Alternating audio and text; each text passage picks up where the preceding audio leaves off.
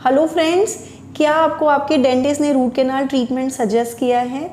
और root canal treatment suggest करते ही सबसे पहले आपके माइंड में एक क्वेश्चन अराइज होता है and that is the cost of root canal treatment. और ऐसी सिचुएशन में कुछ लोग डिफरेंट क्लिनिक्स पे चार्जेस पता करते हैं या हॉस्पिटल में चार्जेस पता करते हैं और फिर उनको कंपेयर करते हैं और समटाइम्स इतना कन्फ्यूजन हो जाता है माइंड में कि बहुत ज़्यादा परेशान हो जाते हैं। नमस्कार दोस्तों, मैं हूं डॉक्टर पूजा अग्रवाल और आज आपकी इसी मुश्किल को आसान करने में आपकी मदद करूंगी कि ऐसे क्या रीजंस हैं या क्या फैक्टर्स हैं जिसकी वजह से रूट कैनाल ट्रीटमेंट के चार्जेस वेरी करते हैं, उनमें वेरिएशन देखने को मिलता है। तो there are some factors which are responsible for the variation of cost of root canal treatment. और इसमें पहला फैक्टर आता है condition of tooth. Then next is technique of root canal treatment to be used, techniques of X-ray to be used, then whether it is going to be a regular root canal treatment or a single sitting root canal treatment, then next is re-root canal treatment, and last factor is complication associated with it. So आज हम इन्हीं points के बारे में बात करेंगे। मैं कोशिश करूँगी एक सिंपल लेमन में आपको ये चीज़ें समझा पाऊँ। अगर हम पहले फैक्टर के बारे में बात करें which is condition of the tooth. Suppose आपके दांत का स्ट्रक्चर बिल्कुल साउंड है, हेल्दी है, तो रूट कैनाल का एक स्टैंडर्ड प्राइस हो सकता है। बट अगर स्ट्रक्चर टूटा फूटा है, दांत में फ्रैक्चर है या बहुत टाइम तक आपने नेग्लिजेंस की वजह से दांत खराब हो गया है, तो डेंटिस्ट को रूट कैनाल ट्रीटमेंट के बाद एक अलग से प्रोसीजर करना पड़ता है जिसे हम पोस्ट एंड कोर कहते हैं। उसकी एक एडिशनल कॉस्ट फिर हो जाती है जिसकी वजह से रूट कैनाल ट्रीटमेंट की कॉस्ट वेरी कर जाती है। Then second point is technique of root canal to be used.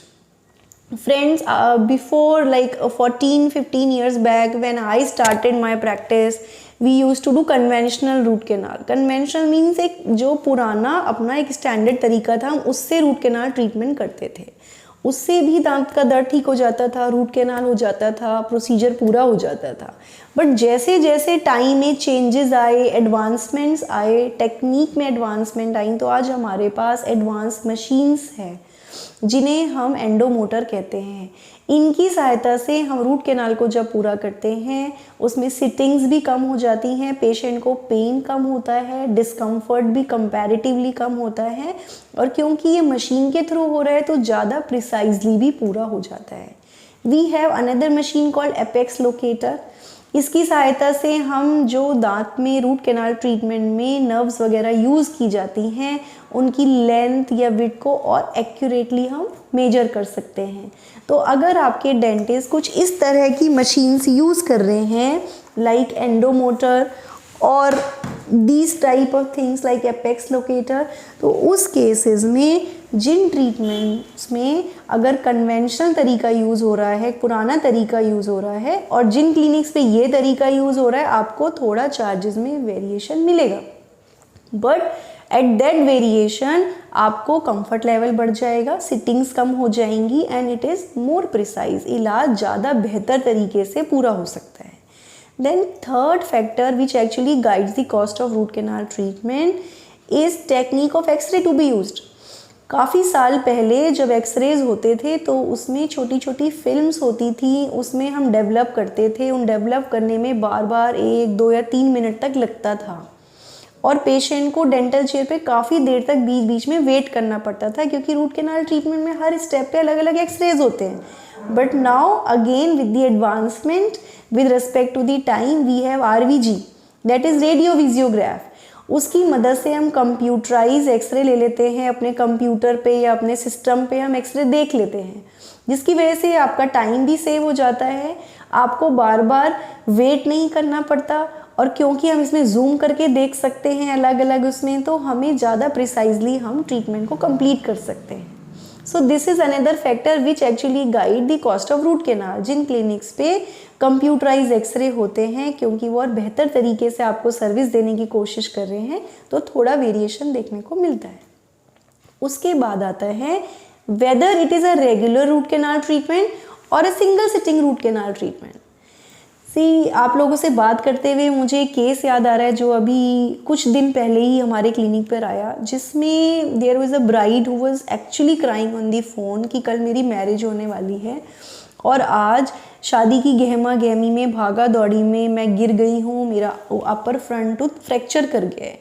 And she was crying a lot कि आप किसी तरह से मेरे दांत को बचा लीजिए। वो आए, हमने एक्सरे किया, उसमें रूट कैनाल ट्रीटमेंट की ज़रूरत थी। हमने root canal treatment single sitting किया, यानी कि हमने उस दिन अपने जो भी अर्जेंट ट्रीटमेंट्स नहीं थे उन्हें पोस्टपोन करके हमने पूरा टाइम उनको दिया और 2-3 सिटिंग का काम हमने सिंगल सिटिंग में ही दिया। फिर कैप भी अगर हमें लगाना था तो हमने इमरजेंसी में अर्जेंट बेस पे लैब से उस कैप को बनाया। इस तरह के प्रोसीजर में जब सिंगल सिटिंग रूट कैनाल करी जाती है तो उसमें कॉस्ट में वेरिएशन देखने को आपको मिलेगा और वो जायज़ भी है, क्योंकि लैब भी अर्जेंट बेसिस पे जब हमें सर्विस प्रोवाइड करते हैं तो कई बार डेंटिस्ट को भी लैब को कुछ पे करना पड़ता है एडिशनल। कभी कभी ऐसे केसेस भी होते हैं जिसमें कुछ पेशेंट हमें कॉल करते हैं कि हमें कल ही ट्रैवल करना है और आज हमें रूट कैनाल ट्रीटमेंट आप कंप्लीट कर दीजिए। या कुछ केसेस में जैसे कॉम्प्लिकेटेड प्रेगनेंसी में I use to got these type of cases जिसमें लेडीज़ रिक्वेस्ट करती हैं कि अब हम बार बार नहीं आ सकते हैं, हम एक ही बार आएंगे, आप प्लीज़ एक ही सिटिंग में पूरा कर दीजिए। तो जब single sitting root canal treatment होगा और एक रेगुलर रूट कैनाल ट्रीटमेंट होगा तो उसमें थोड़ा कॉस्ट में वेरिएशन देखने को आपको मिलेगा। इसके बाद फ्रेंड्स नेक्स्ट आता है री रूट कैनाल ट्रीटमेंट, यानी कि आपने रूट कैनाल ट्रीटमेंट तो करा लिया है बट रूट कैनाल ट्रीटमेंट के बाद भी आपको पेन हो रहा है, सेंसिटिविटी है, पस है, आप कंफर्ट नहीं है। जब आपको कंफर्ट नहीं है, आप डेंटिस्ट के पास जाते हैं तो कोई दूसरे डेंटिस्ट बताते हैं कि इसमें अभी ये इम्प्रूवमेंट और होना चाहिए था। उस केस में कभी कभी हम री रूट कैनाल हमें करना पड़ता है, दोबारा सारा प्रोसीजर करते हैं। जो पहले डेंटिस्ट ने प्रोसीजर किया है उसको हम क्लियर आउट करके तब सारा प्रोसीजर दोबारा करते हैं, बिकॉज अब ये प्रोसीजर दोबारा किया जा रहा है, उसमें पहले ट्रीटमेंट में करी गई कमियों को भी दूर किया जा रहा है और परफेक्शन से आपको करके दिया जा रहा है, तो उसमें भी आपको वेरिएशन देखने को मिलता है। And next and most important point is complications.